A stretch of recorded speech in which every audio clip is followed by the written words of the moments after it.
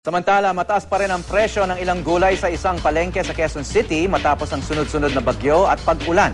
Tumaas din ang presyo ng isda at baboy pero ang presyo ng manok hindi nagbago. May news to go si Mav Gonzalez. Maaga pa lang marami nang namimili sa Mega Q-Mart. Ngunit kapansin-pansing patingi-tingi lang sila kung bumili. Mataas pa rin kasi ang presyo ng gulay, isda at karne bunsod ng sunod-sunod na pag-ulan. Yung mga namimili, kung minsan dati, marami silang bumili. Ngayon, tigko-konti-konti kasi medyo mataas nga yung gulay. Tig 10 piso ang itinaas kada kilo ng sibuyas, kamatis, pechay at patatas. Habang ang carrots nanatili sa 70 hanggang 80 pesos. Ngunit mabuting balita dahil ang ilang gulay medyo bumaba na ang presyo. Tig 20 pesos kada kilo ang nabawas sa repolyo, talong, sitaw at Baguio beans. Ang bawang naman, 10 piso ang ibinaba mula sa dating 100. Samantala, patuloy ang pagtaas ng presyo ng isda. Dala na nga nung sunod-sunod na pagbaha. Ang bangus, 130 pesos ngayon mula sa 120.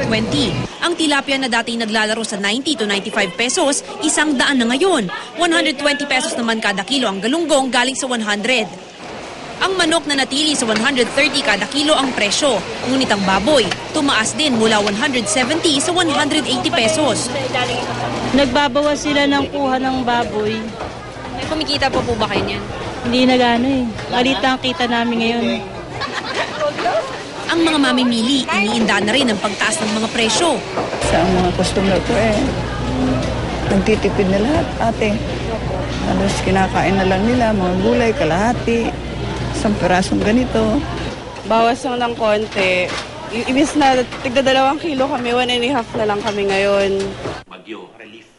Ngunit paalala ng Department of Agriculture sa mga tindero, di dapat tumaas sa 10 piso kada kilo ang itaas ng mga bilihin tuwing may bagyo. We will impose the price up. And the imposition of fines would be there, confiscation of their commodities, and then suspension of their business licenses. Mav Gonzalez, GMA News.